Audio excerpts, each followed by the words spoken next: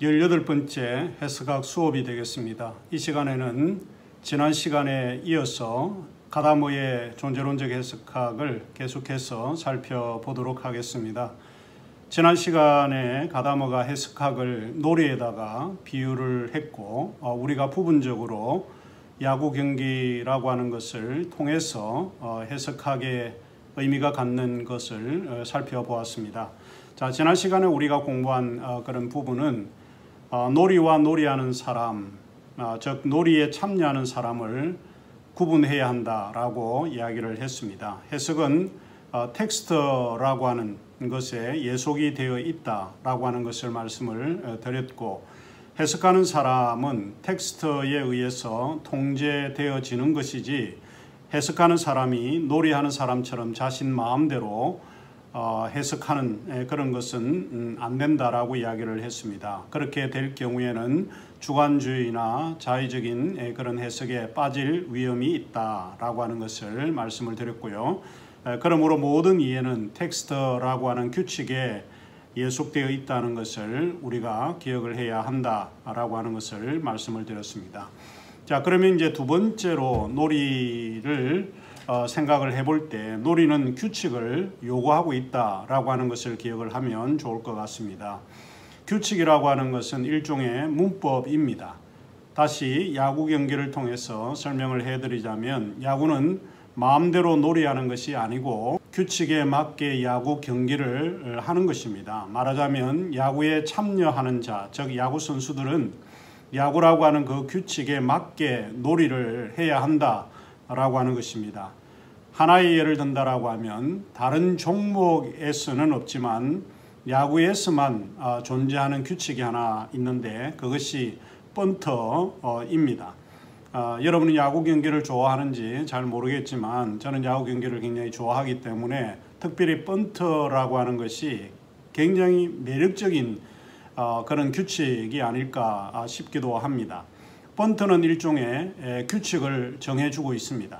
번트의 주요 목표라고 하는 것은 가능하면 페어 지역으로 보내야 하는데 이때 공을 보내게 될 때에 수비수들을 피해서 공을 구르게 하면서 주자 또는 타자가 진루를 시키는 것을 이야기를 합니다.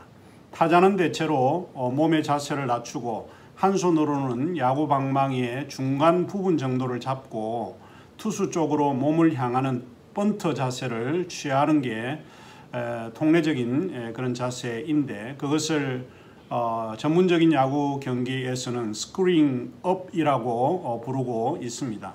모든 경기는 자기가 살려고 노력을 하고 그리고 이기려고 하는 경기인데 이 야구에서만큼은 이기기 위해서는 자기를 희생해야 한다는 것입니다. 자기를 희생하지 않으면 한 베이씩 더 진루를 시킬 수 없기 때문에 이기는 경기를 할 수 없다.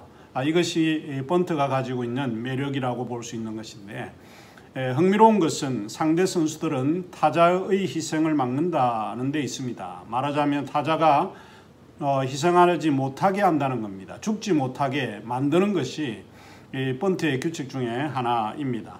이 번트에서 보듯이 번트는 야구의 규칙에 있기 때문에 그러한 놀이를 한다는 것입니다. 그러므로 놀이하는 사람, 즉 놀이에 참여하는 사람이 우선이 아니라 문법이 우선이라고 볼 수 있습니다. 놀이하는 사람은 이 번트의 문법에 따라서 번트를 대고 실행을 하고 있다 하는 것입니다. 모든 놀이는 문법이나 규칙이 있다는 것을 기억을 하시면 좋을 것 같습니다. 그 다음에 우리가 놀이와 연관해서 생각을 해볼 수 있는 세 번째 것은 놀이의 존재 방식에는 자기 표현이라고 하는 게 존재하고 있습니다. 자기 표현은 가다모가 사용하고 있는 개념인데 자기 표현은 놀이하는 자는 문법이나 규칙에서 제공하는 것을 따르고는 있지만 놀이하는 자의 역할도 존재하고 있다라고 하는 것을 전제로 하고 있습니다. 이를테면 번트라고 하는 것도 규칙이지만 그 규칙 안에서 몸을 낮추고 배트를 중간쯤에 잡는 것은 가장 일상적이고 일반적인 그런 행위이지만 그것은 반드시 그런 방식, 즉 몸을 낮추고 배트를 중간쯤 잡는 방식을 선택하지 않을 수 있습니다. 몸을 굽히지 않고 서서 번트할 수도 있고 번트의 자세를 하다가도 타격을 할 수 있습니다. 무엇을 이야기하는가 하면 놀이는 놀이를 하면서 표현을 한다라고 보는 것입니다. 여기서 우리가 해석의 차원에서 두 가지 것을 기억을 하시면 좋을 것 같습니다. 첫째로는 해석은 자기 표현의 형식을 갖는다라고 하는 것을 기억을 해주시면 좋을 것 같고요. 이 자기 표현은 놀이의 규칙 안에서 이루어진다라고 하는 것입니다. 다시 말을 하자면 놀이를 하되 놀이는 규칙 안에서 행하는 것이다 라고 하는 것입니다. 이렇게 가다머가 표현을 하고 있는 이유는 여기에 있습니다. 그는 이렇게 이야기를 했는데 놀이가 놀이하는 자의 의식보다 위에 있다. 이것이 이제 그가 이야기하고자 하는 내용입니다. 이 말이 갖는 의미는 놀이가 놀이에 참여하는 사람을 지배하는 경향이 있기 때문에 그렇다라고 하는 것입니다. 하지만 두 번째로 우리가 기억을 해야 하는 것은 놀이에서 중요한 것은 그 놀이가 만들어내는 세계라는 데 있습니다. 이 말이 갖는 의미는 놀이의 본질을 결정하는 것은 무엇일까? 놀이의 본질을 결정하는 것은 다름이 아니라 놀이를 하는 것입니다. 놀이는 그 궁극적인 본질이 놀이하는 데 있다라고 하는 것입니다. 놀이의 본질은 놀이를 하는 것. 다르게 이야기를 하자면 실제로 놀이를 행하는 것입니다. 이것을 가다머는 뭐라고 표현을 하는가 하면 텍스트의 자기 표현이라고 부르는 이유입니다. 가다머는 이 놀이를 연극이나 음악과 같은 예술의 분야에서도 동일하게 적용을 하고 있고 또 비유도 하기도 합니다. 연극의 연기는 표현을 통해서 관객에게 전달하고 말하고자 하는 것을 표현을 하게 되는 것입니다. 중요한 것은 여기에 있다라고 보는데 연극은 연기를 할 때에 비로소 연극이 존재한다라고 하는 것입니다. 연극이라고 하는 것은 연기를 실제로 해야만 그것이 연기가 무엇인지 연극이 무엇인지 알 수 있다 하는 것입니다. 그러면 음악이라고 하는 것은 어떤가? 음악도 악보라는 텍스트가 존재하기 때문에 사설의 악보를 읽을 수 없지만 악보를 통해서 음악가는 연주를 함으로써 음악을 드러내고 표현을 하게 되어 있습니다. 연주는 단순히 작곡가의 의식 속에서 혹은 작곡가의 의도를 알고 연주하기는 하지만 사실은 그것은 작곡가의 의도를 복제하거나 모방하는 행위가 아니라고 하는 것입니다. 실제로 연주를 하면서 하나의 창조적 사건을 만들어내는 행위라고 하는 것입니다. 그래서 연극이나 음악처럼 해석은 실제로 해석함으로써 하나의 창조적 사건을 만들어내는 행위라는 데 있습니다. 여기에서 실제 해석이라고 하는 것도 결국에는 창조적 사건을 만들어내는 작업이다 이렇게 표현할 수 있습니다. 가다머는 이것이 이루어지는 것이 설교라고 생각을 했던 것 같습니다. 설교는 텍스트라는 문법에 충실해야 합니다. 텍스트는 성경인데 성경이라고 하는 문법에 충실을 해야 하지만 설교를 함으로써 해석의 행위가 이루어지면서 하나의 창조적 사건이 드러날 수 있는 것입니다. 무엇을 이야기하는가 하면 해석이라고 하는 것은 성경이라는 과거의 텍스트를 기계처럼 재생산하거나 복제하는 것이 아니라 그 자체가 고유한 창조적 사건이 된다는 것입니다.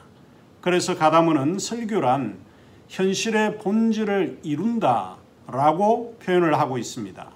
다시 말을 하면 성경의 텍스트를 자기 표현이라고 하는 것을 통해서 재현되어지는 창조적 사건이 된다라고 하는 것입니다. 해석이란 아무것도 없이 독창적인 창조적 행위가 아니라 이미 존재하고 있는 텍스트나 작품의 것을 다시 재현 또는 재표현하는 행위이다. 이것이 가다머가 그렇게 표현을 하고 있습니다. 이 부분에서 가다머는 매우 중요한 힌트를 우리에게 제공해 주고 있는데 그것은 텍스트 속에 있지만 텍스트는 놀이하는 자의 표현과 분리할 수 없다는 것입니다. 텍스트는 이미 과거에 기록된 것입니다. 하지만 놀이하는 사람에 의해서 그 과거의 의미가 재생산이 되고 재표현되어진다라고 하는 것입니다. 다시 표현되어지고 재표현되어지는 이것을 가다문은 말하기를 창조적 사건이다, 이렇게 이야기를 하고 있습니다. 자, 그러면 가다무의 해석 이론에서 왜 이것이 중요한가 하는 문제입니다.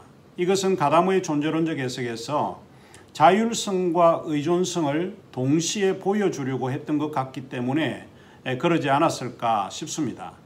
자율성은 상대주의적인 그 해석의 가능성을 보여주는 것이고, 의존성이라고 하는 것은 객관주의적인 해석의 가능성을 보여주는데 텍스트주의에 빠질 위험성이 있습니다. 결론적으로 이야기를 하자면 가다무의 해석에는 자율성과 의존성이 동시에 존재하고 있고 이 두 관계가 상호 의존적이다라고 하는 것을 보여주려고 했던 것 같습니다. 그럼에도 불구하고 중요한 사실은 텍스트가 1차적이고 해석의 자율성은 텍스트에 의존하지만, 그러나 해석은 실제로 행함으로써 무엇인가를 경험하는 것이 될 수 있다 하는 것입니다. 이것을 바로 기억을 하시면 좋지 않을까 싶습니다. 가다무의 놀이의 구조를 분석한 후에 이해의 구체적인 의미를 가다무는 분석을 하고 있습니다. 이 시간에는 그 이해에 대한 주제를 다시 한번 살펴보는 것이 좋을 것 같습니다. 가다무의 해석학에서 중요한 것은 이해는 두 가지 조건이 있다고 합니다. 자, 여러분이 기억을 해야 되는 것은 이 두 가지 이해의 조건을 기억을 하시면 좋겠습니다. 이해의 두 가지 조건은 무엇인가 하면 하나는 선입견이라고 하는 것이 있고 또 하나는 전통이라고 하는 것이 있습니다. 다르게 이야기를 하자면 선입견과 전통은 텍스트를 이해하는 데에 중요한 조건이 되어진다 하는 이야기입니다. 이 선입견과 전통이 이해의 두 가지 조건이라고 하는 것, 이것을 기억을 하시면 좋겠습니다. 일단 가다무의 존재론적 해석학의 구조에서 모든 이해는 선입견에서 출발하고 있습니다. 그리고 어느 존재이든 그가 저자이든 혹은 독자이든 그 존재는 이미 전통에서 해방될 수가 없고 전통 속에서 사물과 텍스트를 이해하고 있는 셈입니다. 근대의 계몽주의는 객관주의를 표방을 해왔고 선입견이 없는 학문을 이야기를 했습니다. 그러니까 선입견은 근대 이성주의를 주장했던 그 시대에서는 배격해야 될 개념이 선입견이었습니다.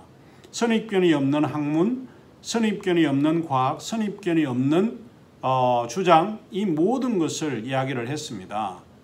그러나 근대에서 이야기하고 있는 그 근대가 바로 선입견이 없어야 한다라고 하는 그것도 일종의 가다무가 볼 때는 선입견이라고 볼 수 있는 것입니다. 하지만 근대에서 선입견이 없어야 한다고 주장하는 그것도 가다무가 볼 때는 일종의 선입견이다라고 주장을 하고 있는 것입니다. 그래서 계몽주의 시대가 요구하는 그 시대를 가다무는 이렇게 표현을 했는데, 선입견에 대항하는 선입견, 즉 prejudice against prejudice, 이 선입견에 대항하는 선입견, 근대가 아무리 이성에 기초를 해서 선입견이 없는 것을 주장을 해야 한다고 이야기하는 그조차도 선입견에 대항하는 선입견이었다는 겁니다.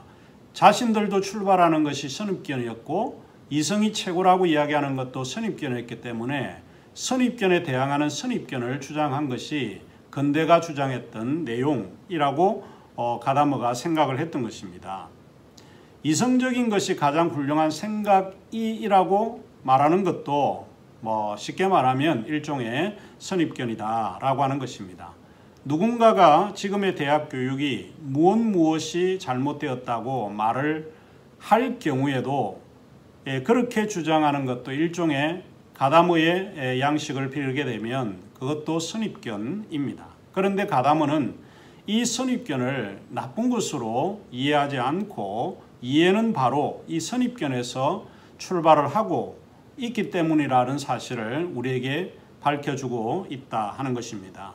그래서 어떤 선입견에서 출발하는가 하는 것이 이해하는 데 굉장히 중요한 기능을 하고 있다 하는 것이죠. 텍스트를 만들었던 저자도 선입견을 가지고 글을 생산을 했을 것이고 그 글을 읽는 독자도 자신의 선입견을 가지고 텍스트를 이해하지 않을까 하는 것입니다. 그리고 모든 독자나 저자는 이미 자신이 속해 있는 전통에서 출발하고 있는 것을 알게 됩니다. 전통이라고 하는 것은 해석자, 즉 독자와 대립하는 것이 아니고 해석자, 즉 독자의 의미 지평을 구성하고 있다라고 하는 것을 보여주는 것입니다. 이것은 모든 전통이 영향을 받은 역사를 가지고 있다라고 하는 것을 밝히려고 하는 의도입니다. 그가 추구하는 것은 이해의 역사입니다. 역사 이해가 아니라 이해의 역사입니다. 이해라고 하는 것이 시대를 통해서 변천 과정을 겪어왔다라고 하는 것입니다. 이해도 단순히 그 시대에 따라서 이해가 다르게 나타날 수 있기 때문에 그가 주장하는 것은 역사 이해가 아니라 이해의 역사라고 하는 것을 우리에게 이야기를 하고 있습니다. 전통은 그 시대의 역사에서 영향을 주고 있습니다. 이것을 가다머는 뭐라고 표현을 하는가 하면 하나의 지평이라고 이야기를 합니다. 지평이라고 하는 이 말은 니체가 사용을 했던 용어인데 호리존트라고 하는 이 말을 그가 해석 이론을 구축을 할 때에 이 내용을 가지고 발전을 시키고 설명을 하고 있다라고 하는 이야기입니다. 그런데 여기에서 우리가 오해하지 않아야 되는 부분이 있는데 독자나 해석자, 이 사람들은 전통에 예속되었다고 해서 반드시 독자나 해석자의 지평이 닫히거나 고정되어 있지 않다라고 하는 것입니다. 우리가 쉽게 이야기하면 이미 전통 속에 있는 것은 예속이 되어 있기 때문에 그 지평 자체가 닫혀 있는 개념으로 오해할 경우가 많은데 이런 오해를 하지 않았으면 좋겠습니다. 가다머는 그가 지은 진리와 방법이라고 하는 책에서 이렇게 표현을 했습니다. 지평은 우리가 그 안에 들어가는 어떤 것이며 우리와 함께 움직이는 것이다. 지평은 움직이는 사람에 따라 바뀐다. 따라서 전통이라는 형태로 존재하는 과거의 지평은 언제나 움직이고 있다. 과거와 현재의 지평이 만날 때 또는 텍스트와 해석자나 독자의 지평이 서로 만날 때에 가다머가 생각할 때는 온전한 이해가 될 수 있다라고 생각을 한 겁니다. 우리가 알고 있듯이 저자에게도 저자 자신의 지평이 있고 독자에게도 독자 자신의 지평이 존재하고 있습니다. 그리고 텍스트 그 자체에게도 텍스트 자체의 지평이 존재하고 있는 것입니다. 그러면 이 지평이라고 하는 것이 그러면 무엇을 의미하는 것인가? 가다머에 따르면 지평이라고 하는 것은 관점의 일종이고 선입견의 일종입니다. 이 지평이 그가 생각할 때는 이해를 가능하게 하는 요인이라고 생각을 했던 것 같습니다. 여기서 하나의 신기한 것이 이루어지는데 저자의 지평과 독자의 지평이 서로 만나게 되어 있다라고 하는 것입니다. 현재 독자가 과거의 텍스트와 만나게 되는 경우를 이야기를 하는데 이 만남을 지평의 만남이라고 가다머가 표현을 했습니다. 이것을 가다머는 뭐라고 표현을 하는가 하면 지평융해 또는 지평혼융 혹은 어떤 사람은 번역을 할 때 지평융합이라고 이야기를 하는데 이런 지평융합이 발생하게 되는 것입니다. 이것은 영어의 이야기를 할 때 fusion of horizon이라고 말을 할 수 있습니다. 서로 지평들이 마주하고 만나게 되면서 하나의 그런 융합이 이루어지는 그런 사건이다. 이렇게 이야기를 하고 있습니다. 이 지평 융합에서 이루어지는 궁극적인 목적은 어디에 있는가 하는 문제입니다. 가다머는 그것을 뭐라고 이야기하는가 하면 적용으로 보았습니다. 이 적용이라고 하는 것은 가다머에게서는 굉장히 이해를 구성하는 요소 가운데 중요한 요인 가운데 하나입니다. 이것도 여러분이 기억을 해야 하는데 적용이라고 하는 것은 독일 말에 소위 안웬둥이라고 하는 말입니다. 안웬둥이라는 말, 영어에서는 application이라고 하는 말인데 이 적용이 이해에 있어서 굉장히 중요하다라고 보는 겁니다. 우리가 텍스트를 읽고 저자의 지평을 이해하고 나 자신의 지평도 이해했지만 왜 그래야 하는가 하는 문제이죠. 왜 우리는 글을 읽어야 하느냐? 왜 우리는 텍스트를 봐야 되느냐? 무엇 때문에 읽고 이해하고 저자의 의도를 파악해야 하는가 하는 것입니다. 그것은 텍스트나 저자를 통해서 적용하려는 데 있다는 것입니다. 가다모는 이해는 늘 적용이다 라고 하는 말로 우리에게 간명하게 표현을 하고 있습니다. 왜 성경을 읽어야 하는가? 왜 텍스트를 읽어야 하는가? 왜 우리는 텍스트라고 하는 이 본문을 공부해야 하는가? 그것은 이해하는 것이 목적이긴 하지만 이해만 그치는 것이 아니라는 것입니다. 가다모가 봤을 때는 이해만 그치는 것이 아니라 적용하는데 바로 그 궁극적인 목표가 있다라고 보았습니다. 아무리 성경을 많이 읽으면 무엇을 합니까? 적용하지 않으면 아무런 소용이 없는 것입니다. 이것이 가다모의 존재론적 해석이 갖는 유익성이라고 볼 수 있습니다. 음악은 실제로 해보고 체험하는 것이고 연극은 실제로 해보아야 연극이 무엇인지 알게 되는 것처럼 해석도 바로 읽고 이해함으로써 적용해야 한다는 것입니다. 자, 그러면 18번째 강의는 여기서 마치고 우리가 다음 시간에는 그까이그 해석학에서 7장을 공부하게 되는데 7장에 또 다른 형태의 해석학 이론이 등장을 하는데 위르겐 하브마스가 주장하고 있는 비판적 해석학이 되겠습니다.